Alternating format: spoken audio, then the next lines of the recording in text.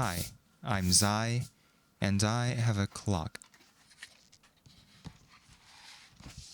It is a math clock that I've made in the early 2010s. It was on my wall for a long time. Today, I want to change it for the new year.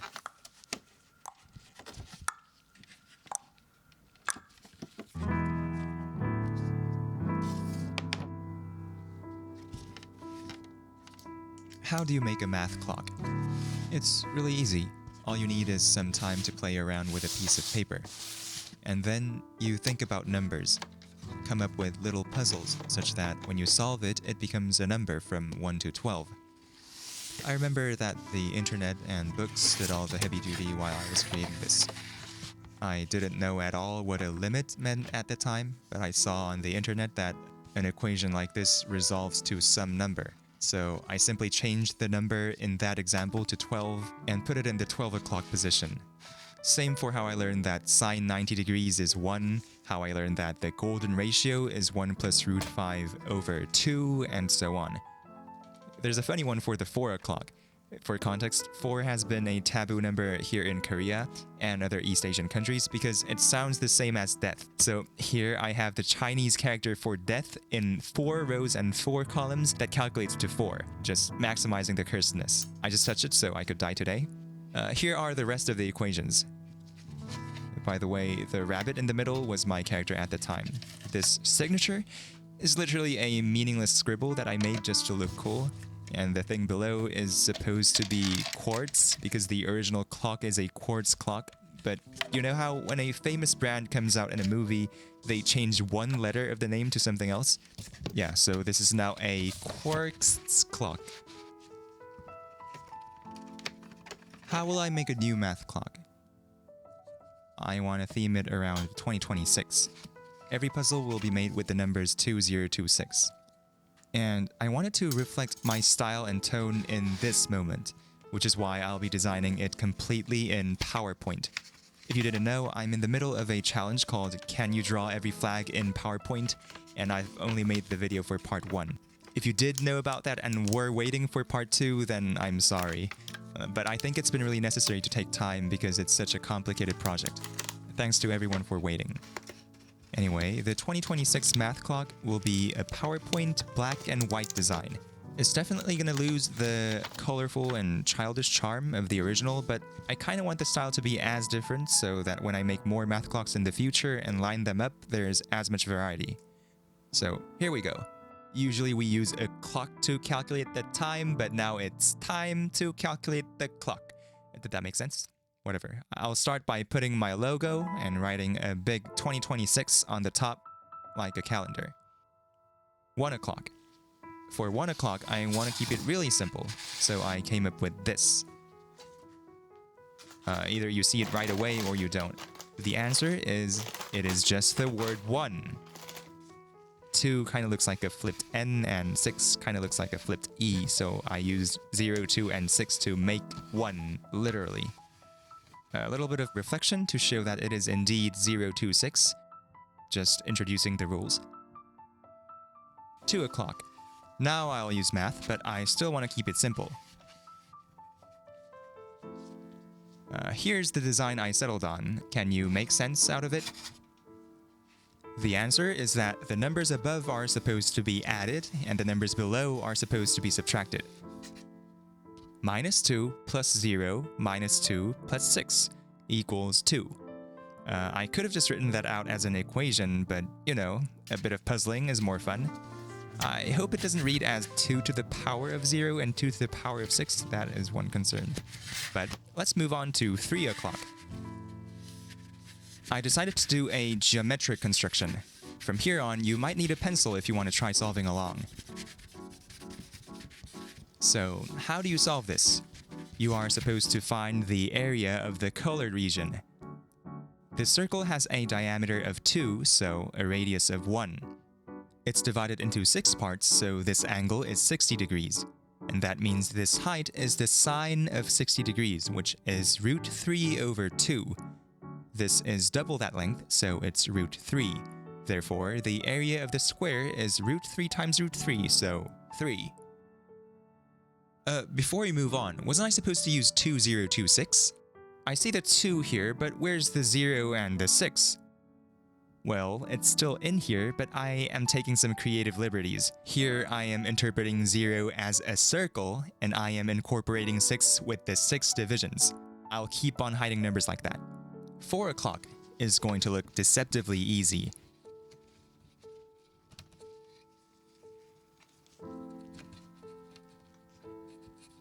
And here is the final design.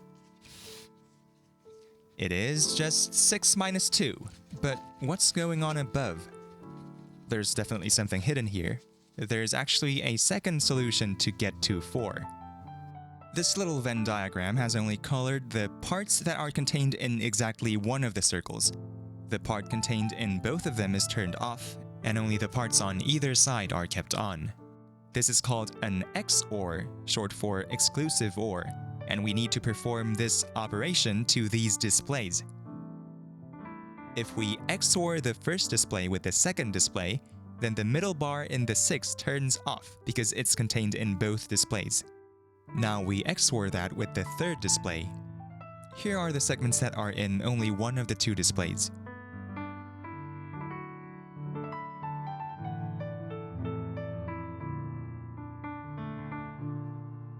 And it becomes a 4. So this puzzle resolves to 4 in 2 different ways. By the way, where is 0 hidden in this puzzle? I could say I incorporated it as the 2 circles in the Venn diagram, but there's also a 0 hidden here. The middle display was actually 0 reversed. 5 o'clock. I want to make another geometric construction, but harder. This time I made something that looks like a fractal. It is a 6 shape containing a circle, containing a 6, containing a circle, and so on infinitely. And what you need to solve is the sum of the areas of all the squares, the first one being a 2x2. How do you solve this? I learned how to solve these problems while studying for the Korean SAT because this was actually a common type of Korean SAT math question during a certain period. It's easier than it looks, and the only thing you need to calculate is the ratio between the areas of the first square and the second square. How do we get the area of the second square? Watch this solution.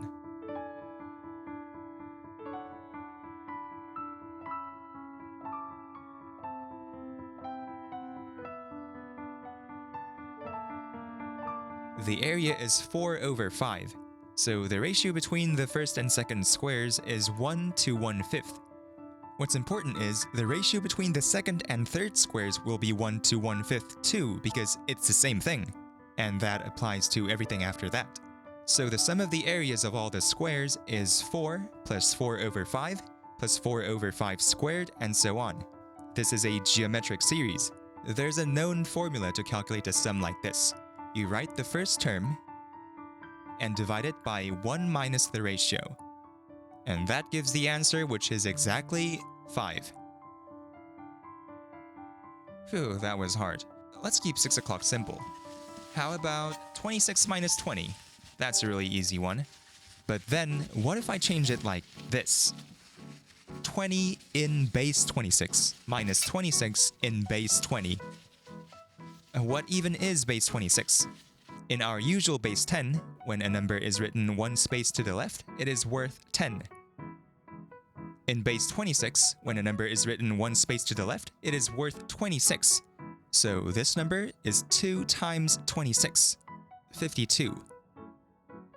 In base 20, when a number is written 1 space to the left, it is worth 20. So this is 2 times 20, plus the 6 on the right is just 6. So that's 46. In total, this is 52 minus 46, which is 6. We are halfway done, and I've been following my rules pretty well, using 2026 to make puzzles that solve to 1 to 12. Next, for 7 o'clock, I broke all the rules. This isn't 2026. Why is it 2024 and 2025? Well, first we see a question mark here, so let's calculate that. This looks like a right triangle, so we can use the Pythagorean theorem.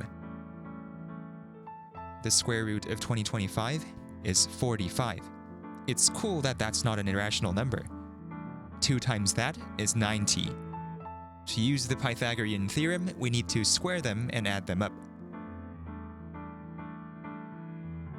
About 4 million. And question mark is the square root of this number. What do you think it will be? Normally, it should just be a random irrational number. If you pick any number in the millions, then the chance that it's a perfect square of some number is less than 0.1%. But when we take the square root of 4,104,676, miraculously, it is exactly 2026. To be honest, this relation actually works for every number. It's like a magic trick. Knowing how it works might take away the charm.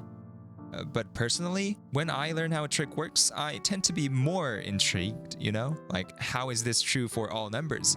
And 2025 happening to be a square number is not part of the trick. That's actually an uncommon thing. If you want to see this happen again, you have to wait until the 22nd century. By the way, where is 7? If you haven't noticed yet, this right triangle was actually just 7 all along.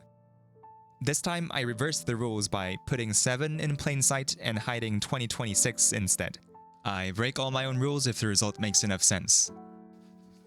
For 8 o'clock, I did something weird again. Here's the puzzle. The gimmick here is turning 2026 by 180 degrees and making 9202, using this robotic-looking font to make it symmetrical. What is the percent sign? Going with the theme of the font, this is a symbol often used in programming languages to denote the remainder operation. This is asking what the remainder is when dividing 9,202 with 2,026. 9202 is a bit larger than 2026 times 4, which is 8,104. If we subtract that from 9202, what do we get? 1098. 1098. This actually clears 3 directions with one equation. Now it's time for 11 o'clock. And I want to turn it up to 11. Haha, funny. I call this the math clock, but to this point, the math itself hasn't really been like crazy difficult in terms of the concepts themselves. So for one puzzle, I just want it to be a wall of text of college math that takes like 30 minutes to solve. Something challenging for the geeks too. So I made this puzzle for 2 full days, which was Christmas Eve and Christmas. The problem didn't end up being that long, but I came up with something. And I'm actually really proud of this one because it's a miracle that it works, and I think nobody else in the world would have ever thought of this exact construction. It's like when you say something really random that somehow fits in the situation, and you just know that nobody else has said that exact sentence in the history of the universe. So we have denominator of Minkowski's (x) where, and then some equations with a clearly implanted 2026, similar to the pattern in 2 o'clock. What's this to the left? 1 bar? 2 bars? Well, that looks like a design element, but it's just minus and equals. This is just an equation, a quadratic equation. The way to solve these is very well known. We're not on to college math yet. This is still high school. Here's how to solve it.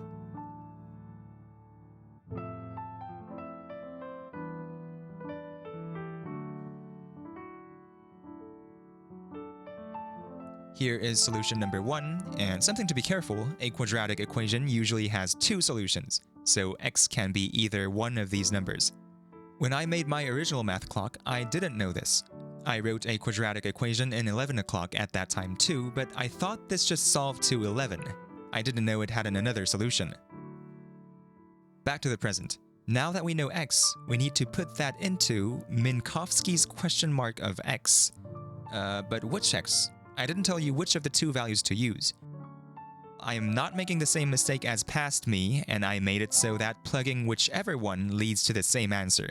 So for example, we will now calculate the denominator of Minkowski's of 5 minus root 17 over 2. Okay, what in the world is Minkowski's ? Let me explain the story. In math, trying to represent a number in many different ways is like top 5 most important skills of all time. because it lets us tackle a problem from many different angles. It's like what we're doing right now. We're trying to represent numbers from 1 to 12 in many different ways. Of course, compared to us just doing it recreationally, in math there are weird ways to represent numbers that are actually helpful. One important such method is called a simple continued fraction. Let's say we are trying to represent 3.245 in a different way. The simple continued fraction looks like this. You can calculate it from the bottom to see that it actually works. In a simple continued fraction, every numerator here has to be 1, and every number that's on this part has to be an integer that is at least 1. Every rational number, such as 3.245, can be expressed as a simple continued fraction in a unique way. Every irrational number can be expressed as a simple continued fraction in a unique way too, but the fraction goes on forever. It's okay if you don't get what going on forever actually means in this case. We are in college math right now. But here's a really interesting one. If a number is irrational, but it only has a single square root in it, something special happens. When we express it as a simple continued fraction, it goes on forever just like any other irrational number, but it repeats. So in this example, the numbers along the diagonal will keep going like 2, 1, 2, 1, 2, 1 forever. Now, I don't know about you, but when I first learned this, I confused it with something that sounds kind of similar to this. Decimal numbers. Because an irrational number goes on forever after the decimal point without any pattern. But when a rational number goes on forever after the decimal point, it repeats. That's a subtle but important difference. Here, we need something to be rational for it to repeat, but here on the simple continued fractions, we need something to be irrational but only contain one square root for it to repeat. Now, another thing about math is that finding similarities between seemingly unrelated topics is like top 1 most important skill of all time. So a noob like me would be just confused by this and think that's weird and move on, but someone like Minkowski might have looked at this and thought, hey, if we build a bridge between these two worlds, it's going to be very interesting. Or he may have not thought that at all, what do I know? Minkowski's question mark function uses this similarity and changes a simple continued fraction into a decimal number in a 1-to-1 fashion. Correction, it actually uses binary numbers instead of decimals because that's neater. So here's how it works. We want to calculate Minkowski's question mark of 5 minus root 17 over 2. Step 1, we need to turn it into a simple continued fraction. Our number becomes this. It starts with 2, but then it goes 3, 1, 1, 3, 1, 1, and so on. Now step 2, we turn this into zeros and ones. First, write 2 zeros. Then 3 ones, then 1 0, then 1 1, then 3 zeros, and so on. As a result, we get this infinite line of zeros and ones. Now step 3, we put a point right here, and that turns this entire thing into a binary number. Remember how bases work in 6 o'clock? This time, every time we go one step to the right, the value of the number halves. So this is 1/4 plus 1/8 plus 1/16 plus 1/64 plus something something. We need to add all of them to know what this number is. That looks like a daunting task, but do you remember the fractal in 5 o'clock? When you need to add up infinite things that keeps getting smaller and smaller, all you need to know is the ratio between the first 2 shapes. Here, we just need to check where the first repetition starts. Looks like below the decimal point, 01110 10001 is a 10-digit set that keeps on repeating. This number, when we calculate by hand, becomes 465 over 1024. 1024 is 2 to the power of 10. And what makes it easier here is that the next repetition is just the first repetition but shifted to the right 10 times. So the number of ones in this second set of repetition sum to 465 over 1024, but halved 10 times. So 465 over 1024 divided again by 1024. And this pattern will be the same for the third repetition, fourth repetition, and so on. So what we need to do is add up all these numbers together. And this is a geometric series. There is a known formula. You write the first term and divide it by 1 minus the ratio. So what is 465 over 1024 divided by 1023 over 1024? It is 5 over 11. And that's the Minkowski's question mark of 5 minus root 17 over 2. So what was the question? What's the denominator of that? 11. Just for reference, if we plugged in the other value of x into Minkowski's question mark function, we would have got 50 over 11. So the denominator is still 11. The fact that they are the same is not just a coincidence, and learning why that magic trick works is another interesting part of this function. But I leave checking it out to you because it's kinda hard. That was some hardcore math we went through. But wait, did you ever wonder why I said the fact that this works is a miracle? Well, actually, why did I pick something made particularly by Minkowski out of all the mathematicians in the history? For one, Minkowski researched a lot into fractals as well, so there's that connection. But that's not the big one. The reason I chose to put Minkowski in the Math Clock 2026 and not any other mathematician is because Hermann Minkowski's birthday is June 22nd. June 22nd.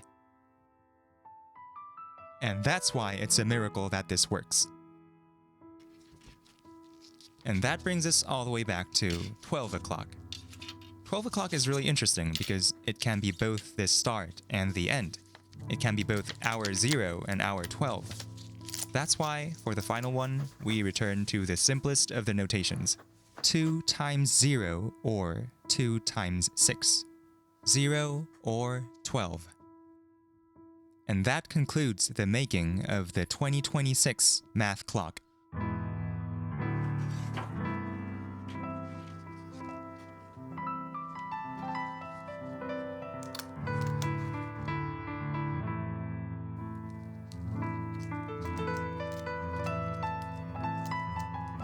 While I'm assembling the clock back, I have something to tell you. And that is, thank you. Thank you for watching this. Thank you if you found interest in my previous video and if you've actually waited around to see what I do next. I was incredibly lucky to find people that actually like what I do, and I'm not going to take that for granted, and I'll do whatever I can and find out where we can go next. So I thought of a little community event. You see, YouTube has this community page where people can upload stuff, you know? So I'm making a little event called the 2026 Math Clock Contest. Make your own math clock and put it on our community page. Little puzzles that incorporate numbers from 1 to 12. The rules are: 1. You don't have to actually put it on a clock. It can just be an image. And 2. At least one of the puzzles in your clock should involve the numbers 2026. You don't have to make every single thing be about 2026. You can have the concept of the clock be whatever you want. It's just that one of the puzzles should use 2026 in some way, visibly or secretly. I personally really enjoyed making this clock, so I really want you to try it too. I'll take submissions in the community page until February 17th, which is the Lunar New Year. After that, we can talk about the best clocks in another video. As for the prize, I can't promise you anything that is material, but I can promise you something non-material. Or I can put it like this. Minkowski, you see, actually is known for his development of the notion of space-time, okay? So let me put it like this. I cannot promise you anything that occupies space, but I can promise you something that occupies time. That's it.